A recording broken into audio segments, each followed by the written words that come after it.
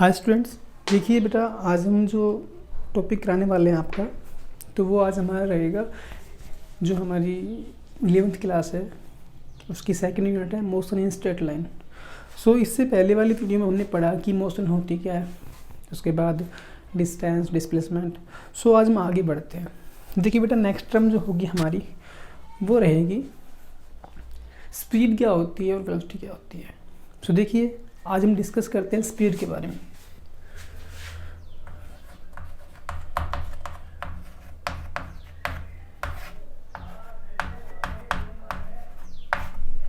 देखिए बेटा, आज हम डिस्कस करेंगे स्पीड और वेलोसिटी के बारे में।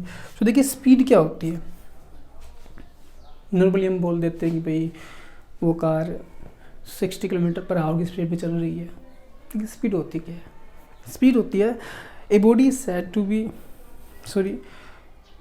इन स्पीड, या फिर बोल दीजिए स्पीड होती है हमारी कि amount of distance covered by the object with respect to time, या फिर बोल दीजिए the rate of distance covered by with respect to time, the rate of change of distance with respect to time. तो different types की होती है, मतलब definition होती है हमारी। बट स्पीड होती क्या है? The rate of change of distance with time, कि टाइम के अनुसार हमने कितना डिस्टेंस कवर किया। सो देखिए, the rate of change of distance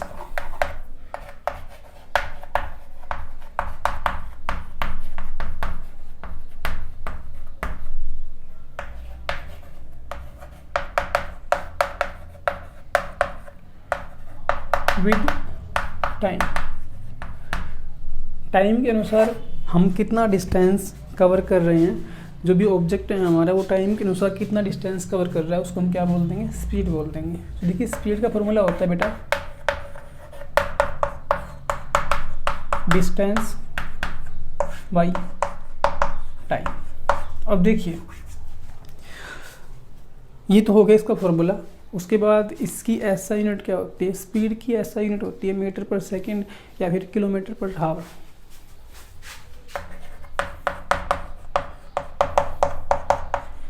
metre पर सेकंड और किलोमीटर पर आवर, तो ये इसकी ऐसा यूनिट होती है। अब देखिए बेटा, हम स्पीड की कुछ प्रॉपर्टीज़ के बारे में डिस्कस करेंगे। देखिए, सबसे पहले प्रॉपर्टी क्या होती है? सबसे पहले प्रॉपर्टी ये होती है, जो डिस्टेंस हम कवर कर रहे होते हैं टाइम के साथ, उसकी कोई स्पेसिफिक डायरेक्शन नहीं होती है। The direction of the motion is not fix. जो हमारी मोशन होती है उसकी डायरेक्शन फिक्स नहीं होती है। सो प्रॉपर्टीज़ के बारे में बात कर रहे हैं।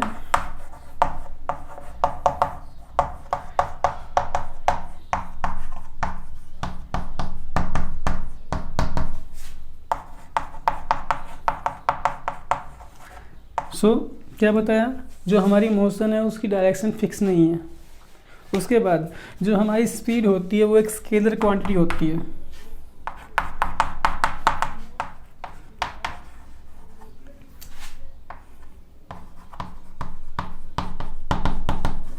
अब ये कैसे होता है? डिस्टेंस हमारी स्केलर क्वांटिटी है और टाइम भी स्केलर क्वांटिटी है, इसलिए हमारे पास यहाँ पर स्पीड जो होगी वो हमारी क्या रहेगी? एक स्केलर क्वांटिटी रहेगी। स्पीड हो का मैग्नीट्यूड तो मिलेगा आपको, बट उसकी डायरेक्शन नहीं मिलेगी क्योंकि इस डायरेक्शन में है। उसके बाद देखिए, स्पीड कैन बी पॉजिटिव और जीरो। जो हमारी स्पीड होती है बेटा, वो पॉजिटिव हो सकती है और जीरो हो सकती है। बट हमारी स्पीड जीरो कब होगी? देखिए, जब हमारा डिस्टेंस जो है वो जीरो हो जाएगा। अगर डिस्टेंस जीरो है तो जाहिर सी बात है हमारा ऑब्जेक्ट किस में है?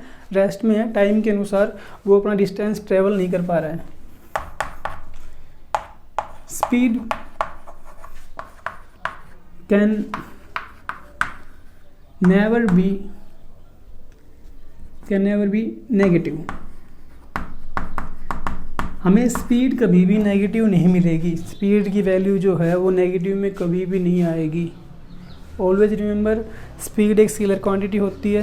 नंबर 2 बात, जीरो हो सकती है, पॉजिटिव होगी। उसके बाद कभी भी नेगेटिव टर्म में नहीं आएगी। उसके बाद देखिए, जो नेक्स्ट है हमारा, अब देखिए हम डिस्कस करते हैं यूनिफॉर्म स्पीड के बारे में। Uniform speed.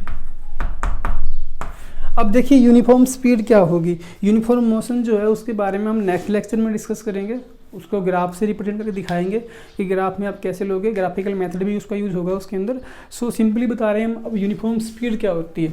यूनिफॉर्म स्पीड बेटा वो होती है अगर कोई ऑब्जेक्ट इक्वल टाइम इंटरवल के अंदर इक्वल डिस्टेंस कवर कर ले तो हम कहेंगे कि हमारा ऑब्जेक्ट यूनिफॉर्म स्पीड में है। If any object covers equal distance in equal time। मान लीजिए कि हमारे पास कोई कार थी, ये मानो कि ए पोजीशन है, ये हमारी बी पोजीशन है और बीच में है कोई सी पॉइंट। ये डिस्टेंस है 10 मीटर का, ये डिस्टेंस है 10 मीटर का। जो हमारा मान लीजिए कोई यहाँ पर कोई पर्सन है, कोई बॉडी है, वो ट्रैवल कर रहा चल रहा है, उसे ए से सी पर जाने में 2 सेकंड लगी, उसके बाद सी से बी पर जाने में भी 2 सेकंड लगी। सो देखिए यहाँ पे स्पीड क्या रहेगी हमारी 10/2 5 मीटर पर सेकंड, 10/2 5 मीटर पर सेकंड। सो यहाँ पर जो हमारी स्पीड है वो ऑब्जेक्ट की वो कैसी आ रही है, वो यूनिफॉर्म आ रही है। इसलिए हम बोल देंगे कि हमारा ऑब्जेक्ट किस स्पीड से चल रहा है, हमारा ऑब्जेक्ट यूनिफॉर्म स्पीड से चल रहा है। इसके बाद देखिए नेक्स्ट नॉन यूनिफॉर्म स्पीड क्या होती है।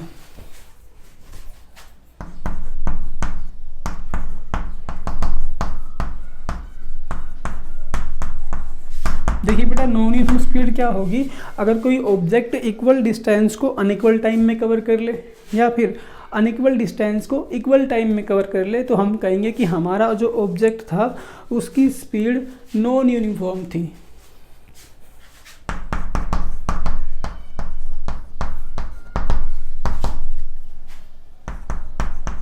कवर्स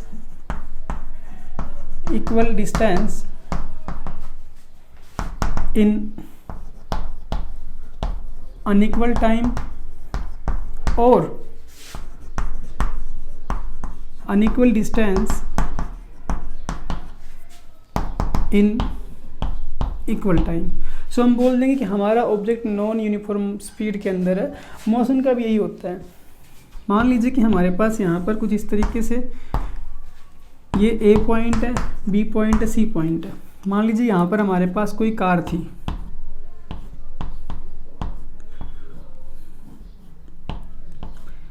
ठीक है बेटा, हमारे पास यहाँ पर कोई कार थी और ये जो ए से बी का सेपरेशन है वो है 10 किलोमीटर, उसके बाद बी से सी का सेपरेशन है वो है 10 किलोमीटर। मतलब हमारे पास इक्वल डिस्टेंस है यहाँ पर। बट कार ने ए से बी पर जाने में 2 आवर्स लिए, उसके बाद बी से सी पर जाने में 1 आवर लिया। तो हम निकालते हैं speed between A B and B C. A B के बीच में स्पीड क्या आ गई हमारी 5 किलोमीटर पर आवर और बी से बीच में क्या आई 10 किलोमीटर पर आवर। सो यहाँ पर हमारी स्पीड डिफरेंट है दोनों के बीच में। तो मतलब हम बोल देंगे कि यहाँ पर हमारे ऑब्जेक्ट ने इक्वल डिस्टेंस को अनइक्वल टाइम में कवर किया है। उसके बाद देखिए मान लीजिए कि हमारे पास कुछ इस तरीके से सेपरेशन है। माना कि ये पॉइंट ए, ये बी, ये सी, ये 5 किलोमीटर है, उसके बाद ये 10 किलोमीटर है। हमारी कार को ए से बी पर जाने में 1 आवर का समय लगा और बी से सी पर जाने में 1 आवर का समय लगा। तो देखिए यहाँ पर स्पीड निकालते हैं हम between A B and B C. A B की स्पीड क्या आ रही है कार की, मतलब 5 किलोमीटर पर आवर और यहाँ पर 10 किलोमीटर पर आवर। सो देखिए यहाँ पर भी स्पीड डिफरेंट आ रही है हमारी। सो यहाँ पर देखिए अनइक्वल डिस्टेंस था बट इक्वल टाइम लिया है, इसलिए हमारी जो कार थी, जो हमारी बॉडी थी, जो ऑब्जेक्ट था, उसकी स्पीड कैसी थी नॉन यूनिफॉर्म स्पीड। अब नेक्स्ट देखिए हमारे पास है एवरेज स्पीड। अब देखिए बेटा एवरेज स्पीड क्या होती है।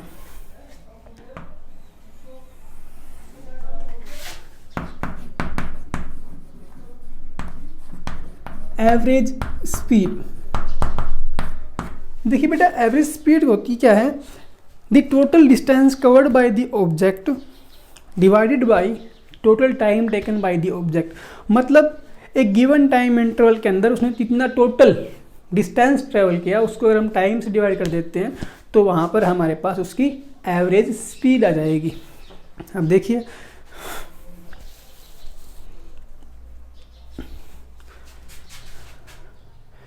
बोल देंगे average speed it is defined as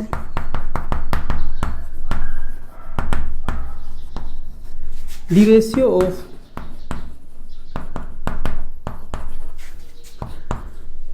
total distance covered with total time taken। अब देखिए इसका फॉर्मूला जो बनेगा हमारे पास वो बन जाएगा average speed will be equal to total distance by total time taken. So ये हमारे पास एवरेज स्पीड का फॉर्मूला आ चुका है, total distance by total time. So देखिए अगर हम निकालना चाहे करते न्यूमेरिकल, मान लीजिए कि हमारे पास कुछ इस तरीके से ए बी और सी पॉइंट थे। जो हमारा ऑब्जेक्ट था, मान लीजिए ए से बी का डिस्टेंस है 10 मीटर और बी से सी का डिस्टेंस है 15 मीटर। ए से बी पर जाने में उसको टाइम लगा 2 सेकंड का और बी से सी पर जाने में टाइम लगा 3 सेकंड का। Then find the average speed of that object. So average speed will be equal to total distance 10 + 15 divide by total time 2 + 3 25/5 5 metre पर सेकेंड 5 मीटर पर सेकेंड। ये हमारे पास जो स्पीड आएगी वो क्या रहेगी, हमारी एवरेज स्पीड रहेगी। उसके बाद देखिए हमारा जो नेक्स्ट है वो है instantaneous speed.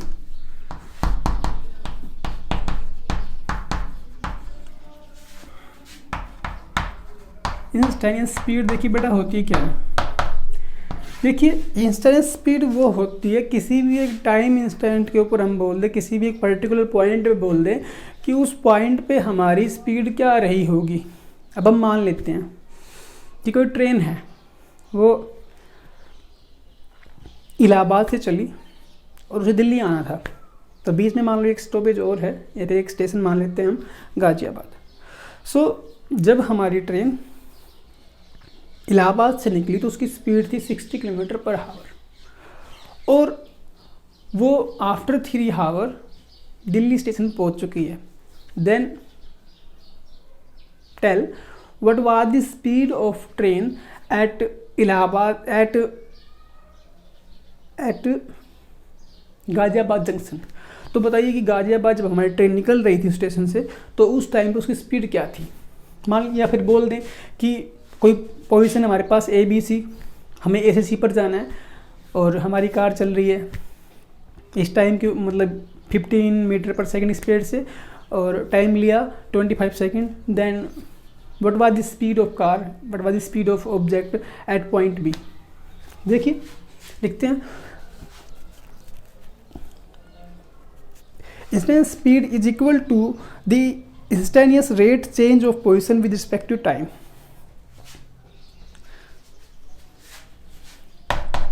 It is equal to instantaneous rate change of position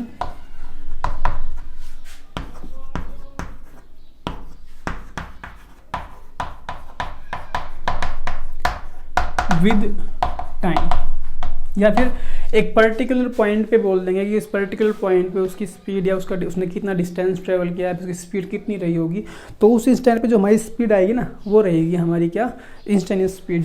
अब समझने के लिए देखिए, मान लीजिए कि हमारे पास इस तरीके से कोई बस या कार मान लीजिए आप, हमने मान लो कोई वैन मान लिया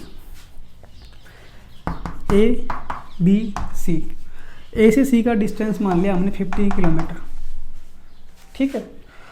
और जहाँ से यहाँ पहुँचने में उसने टाइम लिया कितने का, 2 आवर्स का। Then what was the speed of the object या what was the speed of car at point B, या फिर वो चल रही होती है तो हमें ये बताना होगा कि जब वो बी पॉइंट पर थी तो उस टाइम पर हमारी कार की स्पीड क्या थी, हमें वो बताना है। इसको समझने देखिए सबसे सिंपल तरीका क्या होता है कि आपके बाइक या कार के अंदर एक मीटर लगा होता है जिसको हम स्पीडोमीटर बोलते हैं। और स्पीडोमीटर का काम क्या होता है कि वो हमेशा हमें इंस्टेंटेनियस स्पीड के बारे में बताता है।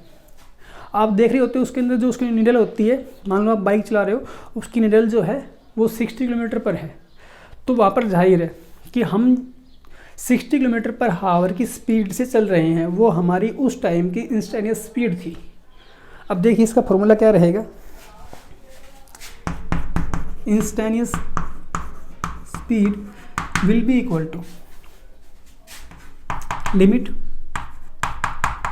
Time interval 0 t to 0 dx by dt। x हमारा क्या है यहाँ पर डिस्टेंस है और t क्या हमारा टाइम है, या फिर आप इसको इस तरीके लिख सकते हो delta x by delta t, change in distance with respect to time. So ये हमारी क्या रहेगी, इंस्टेंटेनियस स्पीड रहेगी। और किसी भी इंस्टेंट के ऊपर जो स्पीड होगी वो भी इस फॉर्मूले से निकाल सकते हैं अप्लाई करके। सो इसके बाद देखिए हमारे पास नेक्स्ट है वो है, या फिर इसको कई बार क्या होता है कि आपको इस तरीके से मिलता लिखा हुआ आपको इस तरीके से मिल जाएगा, ये डेल्टा टी 0, यहाँ पर ये हमारी लिमिट के साथ v है, वेलोसिटी मतलब वेलोसिटी बोल दीजिए या फिर v बोल दीजिए, delta x by delta T. तो बात एक ही है, यहाँ पर भी ये भी एक इंस्टेंटेनियस स्पीड है, इसके पास डायरेक्शन नहीं है। आपको पता है कि हमारी स्पीड के पास डायरेक्शन नहीं होती है, इसलिए हम यहाँ पर इसको इस तरीके से ले सकते हैं। सो ये हमारी क्या रहेगी, एक इंस्टेंटेनियस स्पीड रहेगी। और इस फॉर्मूले का यूज़ करके आप किसी भी इंस्टेंट के ऊपर, किसी पर्टिकुलर पॉइंट के ऊपर, किसी भी ऑब्जेक्ट की स्पीड को फाइंड कर सकते हो। So take a screenshot, then after we will discuss about velocity.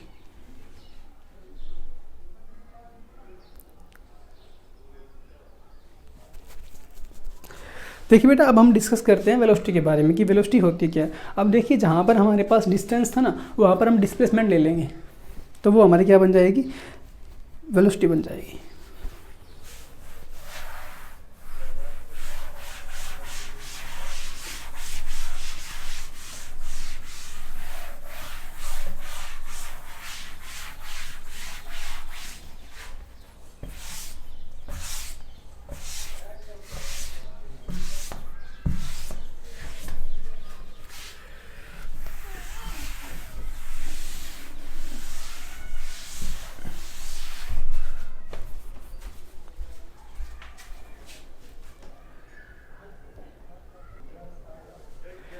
सो देखिए बेटा, अब हम डिस्कस करते हैं वेलोसिटी के बारे में। सो देखिए वेलोसिटी होती क्या है, वेलोसिटी होती है the rate of change of displacement with respect to time, कि टाइम के अनुसार हमारा डिस्प्लेसमेंट कितना चेंज हो रहा है। तो हम बोल देंगे कि ये हमारा क्या होगा, वेलोसिटी होगा। The rate of change of displacement with time is called velocity. और देखिए बेटा, वेलोसिटी एक वेक्टर क्वांटिटी होती है, क्योंकि डिस्प्लेसमेंट एक वेक्टर क्वांटिटी होती है हमारे पास। सो ऐसा यूनिट क्या रहेगी हमारी, मीटर पर सेकंड या फिर किलोमीटर पर आवर रहेगी। उसके साथ साथ कुछ प्रॉपर्टीज़ के बारे में डिस्कस करते हैं अब यहाँ पर वेलोसिटी की। तो देखिए वेलोसिटी हमें जो है, it will show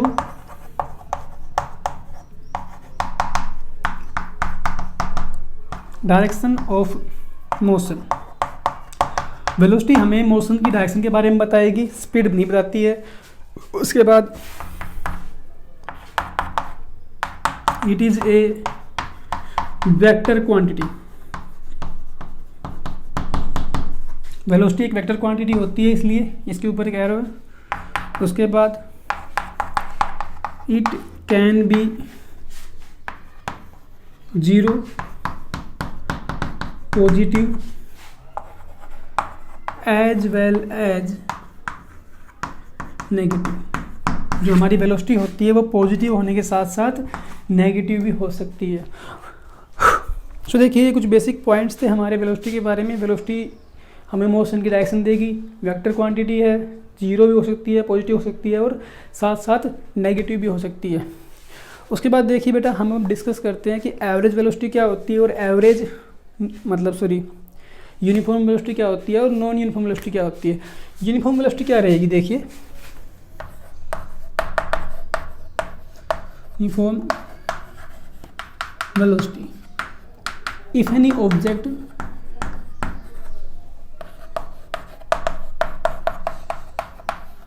covers equal displacement in equal time। अगर कोई ऑब्जेक्ट हमारे पास इक्वल डिस्प्लेसमेंट को इक्वल टाइम में कवर कर लेता है तो हम क्या बोल देंगे कि हमारा ऑब्जेक्ट किस में है, यूनिफॉर्म वेलोसिटी के अंदर है। उसके बाद देखिए या फिर बोल दीजिए the rate of change of displacement is not uniform, मतलब टाइम के अनुसार जो हमारा डिस्प्लेसमेंट चेंज हो रहा है वो यूनिफॉर्म रेट से चेंज हो रहा है। मान लीजिए कि फर्स्ट सेकंड में 5 मीटर था, अब नेक्स्ट सेकंड के अंदर मतलब अगली नेक्स्ट जो हमारी सेकंड होगी उसके अंदर फिर 5 मीटर होगा, उसके बाद फिर एक और सेकंड होगी उसको फिर 5 मीटर होगा, मतलब rate of change of displacement is uniform. तो हम बोल देंगे कि वहाँ पर हमारे पास क्या है, यूनिफॉर्म वेलोसिटी है। Non uniform velocity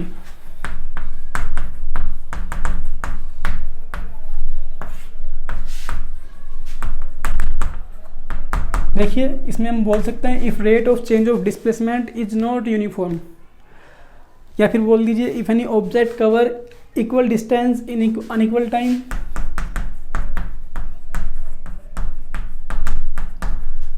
covers equal displacement in unequal time or unequal distance, so displacement velocity है ना, displacement in equal टाइम। तो हम बोल देंगे कि हमारे पास जो ऑब्जेक्ट है वो किस में है, नॉन यूनिफॉर्म वेलोसिटी के अंदर है। या फिर बोल दीजिए the rate of change of displacement is not uniform, the rate of change of displacement is non uniform with time. तो हम बोल सकते हैं कि हमारा ऑब्जेक्ट किस में है, नॉन यूनिफॉर्म वेलोसिटी के अंदर है। उसके बाद देखिए बेटा नेक्स्ट है हमारे पास एवरेज वेलोसिटी। एवरेज वेलोसिटी होती क्या है, एवरेज वेलोसिटी होती है total displacement covered in total interval of time, कि गिवन टाइम के अंदर हमने कितना डिस्प्लेसमेंट कवर किया। तो जो रेशियो आएगा वो हमारा क्या जाएगा, average velocity it is defined as the ratio of displacement covered in displacement to the time interval in which displacement occurs, ratio of displacement to the time interval in which displacement occur, कि हमने कितना displacement cover किया time के अंदर। तो इसका formula बन जाएगा average velocity will be equal to total displacement divide by total time. या फिर इसका एक और फॉर्मूला होता है, मान लीजिए कि आपके पास इनिशियल वेलोसिटी और फाइनल वेलोसिटी गिवन है कुछ इस तरीके से। मान लीजिए ए पॉइंट के ऊपर इसकी वेलोसिटी थी 10 मीटर पर सेकेंड और बी पर थी 5 मीटर पर second. Then find the average velocity. So इसके लिए फॉर्मूला होगा हमारे पास average velocity will be equal to u plus v by 2, मतलब initial velocity plus final velocity divide by 2। तो ये हो सकता है 10 प्लस 5 बाई 2, 15 बाई 2, 7.5 मीटर पर सेकेंड हमारे पास क्या आ गई, हमारी एवरेज वेलोसिटी आ गई। या फिर आपको इस तरीके से मिल जाएगा v is equal to D X by D T. तो ये हमारी क्या रहेगी, ये हमारी रहेगी एवरेज वेलोसिटी। क्या रहेगी हमारी, ये एवरेज वेलोसिटी रहेगी। उसके बाद देखिए हमारे पास जो नेक्स्ट टॉपिक है वो है हमारा इंस्टेनियस वेलोसिटी। जिस तरीके से हमने आपको बताया कि इंस्टेनियस स्पीड क्या होती है, उसी तरीके से इंस्टेनियस वेलोसिटी होती है हमारी।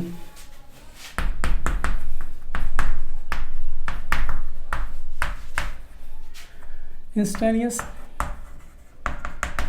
वेलोसिटी किसी भी टाइम इंस्टेंट के ऊपर जो हमारे ऑब्जेक्ट की वेलोसिटी रहेगी वही हमारी क्या रहेगी, इंस्टेनियस वेलोसिटी रहेगी। It is equal to the instantaneous rate of change of position with respect to time. It is equal to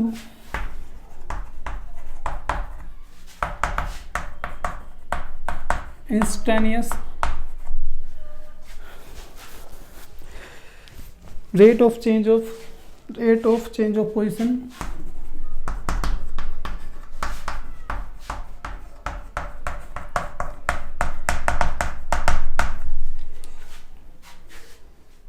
with respect to time।